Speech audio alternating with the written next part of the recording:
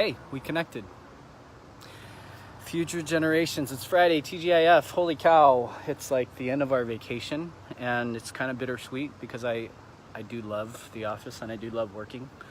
And we just got knocked down by Chewy, the cat.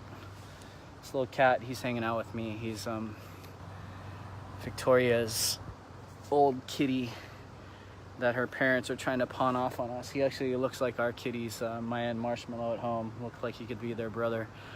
But I think they would lose their minds. This kitty he's like rugged. He's an outdoor kitty. Anyways, today's question is, how does our daily flow inspire the highest expression of our innate ability to self-heal? I was having an interesting conversation this morning, which is basically every day on vacation, just because anytime I go anywhere, I tend to be one of the few people who know a ton about healthcare, especially natural healthcare, which tends to be more focused on empowering, right? And we're watching a news segment this morning because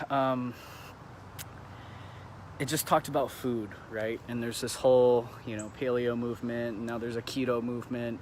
And a lot of it actually is really, really important. Principles of it are very mirrored to the Weston A. Price Foundation, which was something that we subscribe to in the office. And animal fats are super, super important. But as usual on mainstream news, they demonized animal fats and proteins again, right? And so they can cite the China study. I've read that. They can cite a whole host of research that looks at one nutrient and one issue, right? And of course, in this news segment, they just basically focused on weight loss. And they quoted a study that talked about life expectancy and raising life expectancy about 4 years or something like that. And the long story short is that the quantity of life is important. Thanks, Chewy. But the quality of life is, right? If you're raising the life expectancy from 81 to 84, but what the heck are the quality of those years, right?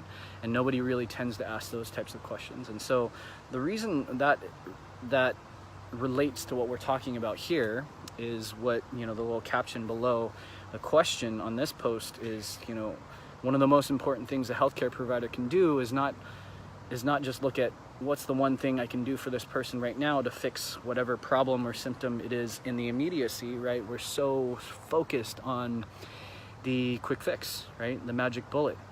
And in our world, we're almost completely the opposite in our office, in that I look at every single person that comes into the office, whether it's a couple looking for preconception and fertility wellness and health and things like that. And I'm looking at not only how do we have them help conceive in the healthiest possible way, but I'm looking at 20 years down the road and the health of the baby, right? And an infant comes in, I'm not just looking at that particular issue at that moment, but we're looking at 20 years down the road. How is this baby going to express its optimal ability to self-heal, right? And so I didn't want to go too far down this road, but I am. And it's because I don't watch a lot of news, but I've been looking at a lot of the posts recently about the $290 million lawsuit that Monsanto just lost, right? Because literally proving that glyphosate causes cancer, something that all of us in the natural health world have been saying for a really long time. And what's crazy is I looked up Glyphosate Girl. I'm going to post this on this link. Glyphosate Girl, I read the best article that I read about this talks about actually individualizes the damages, right? For this gentleman, 290 million total, past economic damage, 820,000. Future economic damage, 1.4 million. Past non-economic damage, 4 million. Future non-economic damage, $33 million in damage. That one substance, glyphosate, right, causing cancer in his body, that's about 40 million or so, right, just there. The punitive damages, what they quoted in this article, it says, did you find clear and convincing evidence that Monsanto acted with malice or oppression in the conduct upon which you basically they're basing these findings on, right? And then they said, was this malice and And all this omitted information or ratified, like, did they find board members or people who are in leadership of Monsanto? Did they find them actually like malevolence in them? And they did, right? And so the punitive damages in this case, $250 million, right? And I was talking to my future father-in-law, and he goes like, but that's just like a drop in the bucket for them. And that is totally true, right? Vioxx killed 55,000 people in the United States, and they knew, Merck knew that Vioxx was killing all these people. They had the research for it, they brought it to the market anyways, and it was several $billion in damages, and that's the cost of doing business for them, right? And so for me, the reason why this relates is two principles. Number one of my favorite quotes, favorite movies, Gladiator, what we do in life echoes in eternity, right? Eons of time, the choices that we make today echo in eternity through the genes that we bring and leave onto the planet, right? You procreate, genes blend, and when you blend, you have a new offspring, and that offspring has the potential, has all the imprints from all of your choices. Not only, like, I don't know if you know this, but the choices that you make epigenetically code into your DNA 13 generations down. I can't even you can't even fathom the gravity of each choice that you make, right? And so I'm not interested in the quick fix, and I'm not interested in the magic bullet, right? And the reason is because whenever you take care of somebody and you take away whatever their symptom is, oftentimes there's two things. One, you remove whatever it is that keeps them from learning, right? If you remove a symptom and you take away that symptom, before they actually learn what they're supposed to learn by having that symptom or disease, you shortchange them out of that experience, right? Lori Hollander, West Point Mama, holy cow, thank you. So glad that you're tuning in. The other aspect is that's why I put the quote in there to begin with, right? I always want to look at people through a 20-year window, at least a 20-year window. And future generations is called future generations. Why? Because we care about not only this generation, but your kids and their kids and following on, right? I want to see health increase all the way through, because that's actually what biology is, right? That's exactly what biology is. Biology says that if species are able to continue on the planet, it means their genes actually get better. Let that sink in for a little bit. Your genes get better, Chewy, thank you. Your genes get better if the species stays on the planet. They don't get worse. So anybody that tells you you have the genetic marker for blank, you have the genetic marker for blank, right? There's a quote in the article from my blog. There's an article, a peer-reviewed research article from 2002, and it's old data, but it still stands true. It's written by a man named Booth. It's in the Journal of Applied Physiology, and it's actually an incredible journal, right? High index rating on PubMed. And one of the quotes is, physical activity is a prerequisite for normal physiological genetic expression. A lot of big words, right? I'm gonna make it super simple. Your genes, the human genome, right? The human genome has an expectation for movement, mobility, right? And if you don't have that mobility, daily flow, if you don't have that daily, you cannot express your genes normally.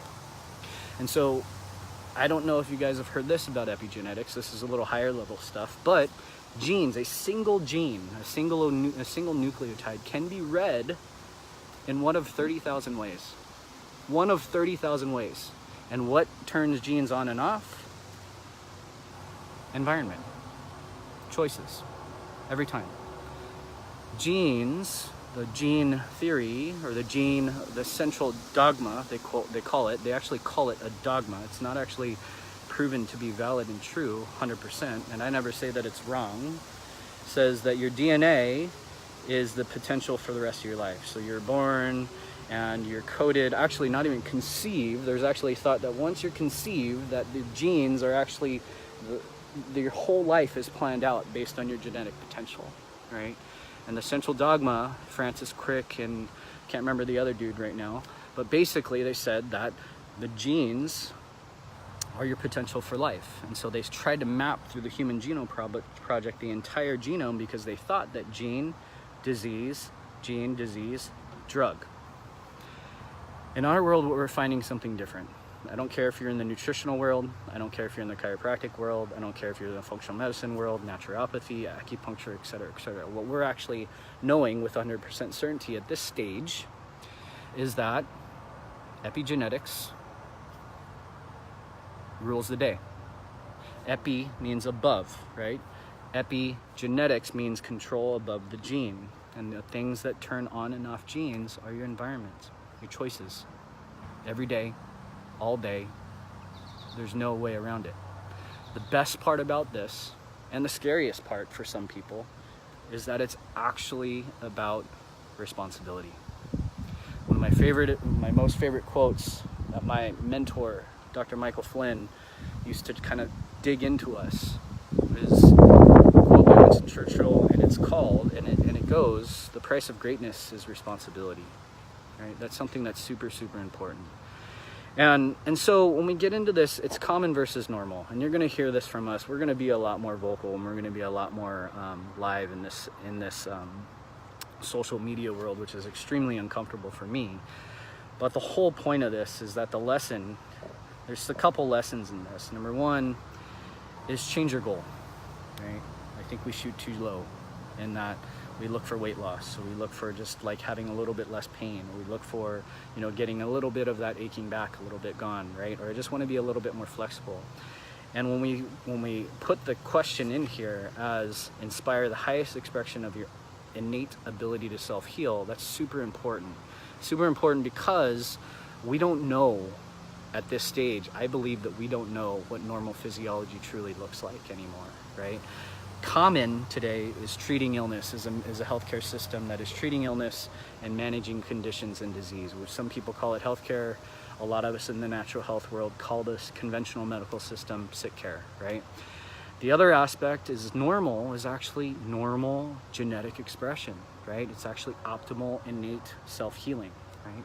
Common today is physical activity to lose a couple pounds, right? Normal is daily consistent physical activity for normal genetic expression, for the expression of the vibrancy of life that we just don't see anymore, right? Common today is normalizing physical, or actually chronic illness, right? Where 70+% of our world actually suffers from chronic disease, right? And how much of that is actually normal? What's up, Chew? You just want to be involved, dude. And in our practice and in future generations, we have a phrase, and the phrase is normalize normal. And we know this to be a core guiding philosophy for us, but actually I would say that we don't really know what that looks like. But what it looks like and how it manifests today with the babies and the moms and the pregnancy and the preconception, et cetera, that come through our practice, is that the common thing, and it comes out most in babies and kids, is the question is are my kids ahead? Like, are my kids, like, they don't get sick very often, they're actually learning a little bit quicker, they seem to be a lot more self-aware, they seem to be very coordinated and comfortable in their bodies. Are my kids ahead? And always take pause for that, because in reality, they're just normal. That's how it's supposed to be. Kind of breaks my heart a little bit, right? 54% of our kids suffer from a chronic illness. This is like current data. This is PubMed index data, right? I'll post that article too. And so the thought behind a daily flow, it seems like a simple thing, right? Yesterday I talked about adding 3 things: the gratitude journal, 5-minute journal. We actually have the 5-minute journal for kids in our office, and implementing gratitude at the beginning and end of days of your kids. Holy cow. Like, can you imagine the types of people that are mindsets that will create for them? Not in a month, not in 6 months, not in 5 years, right? Actually, probably in 5 years for sure. But how about in 20 years? Daily gratitude, right? or adding what we've talked about, 5 to 10 minutes of some sort of physical activity. I gave you 2 examples of what my exercise regimens are, and those are separate to your workout regimen, right? Those are things that I do every day, because if I don't get to my workout, at least I did something to win the day, right? And the last thing was actually just doing some sort of green smoothie. And I know some people don't love like juices and green smoothies and things like that, but I do. And I do, and I usually add, and I've done them for a lot of my days, and I know with 100% certainty that they work, because my future father-in-law has been doing them for a year. And he has, I don't want to name, some of the challenges that he is facing, but when I talked to him this morning a little bit about it, he was like, yeah, I haven't even noticed how much they've improved. And it's wild, because we're not as sexy as conventional medicine, where you take a drug, or you watch on House or Grey's Anatomy, where you go to the one diagnosis and the one drug that saves the life, and all of a sudden everything's happy and perfect, right? Or the ER, you go in and they save a person's life. It's not that sexy. Natural healthcare is not that sexy, in that it's not about the immediacy. It's just not. It's about 20 years. I'm shooting for 20 years down the road, and I want my patients to have the vibrancy where I want to remake normal. I want to remake normal dying of old age. Why couldn't we do that? Why couldn't dying of old age become normal again, right? Because it doesn't happen anymore. And so we have to re-normalize normal physiology and normal health, right? And not just say, well, kids are having normal ear infections, right? Or everybody's got gut problems, right? That's no big deal, everybody's got it, right? Or I just have normal headaches and not normal migraines. I don't think we were biologically programmed for normal headaches, right? That's just not something that's actually true. And so applying this, like I said, set the alarm 30 minutes early. Gratitude, 5-minute journal, exercise, 5 to 10 minutes, and then some sort of green smoothie. If you want to load that green smoothie up with fat, I am down, right? A glop of coconut milk, some ghee, right? Some avocado. It doesn't have to be just straight carbs. It could be some actually whole food green smoothie. But those 3 things, not in a week, not in a month. Maybe 6 months you're gonna see a big difference. In a year, you'll see a big difference. 5 years, 10 years, 20 years.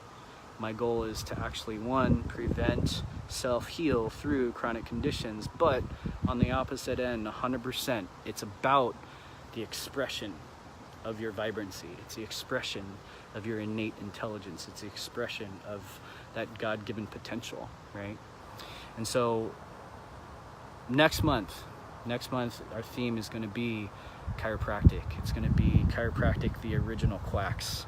And I can't wait to talk about it. We'll go more into Monsanto, we'll go more into the food industry, we'll go more into big pharma, et cetera, et cetera. But the point is that this is the first time ever going live. I'm probably way over time. I got a text from Gabrielle, our operations manager, and she's probably telling me that I'm either rambling or something. And first time, first week. And I'm super excited to have people tune in. Thank you everyone for the comments, seeing a lot of old friends, seeing a lot of Army buddies, seeing a lot of West Point friends. And I'm super grateful for the opportunity to share, and I'm excited for the possibility of more sharing. Thank you.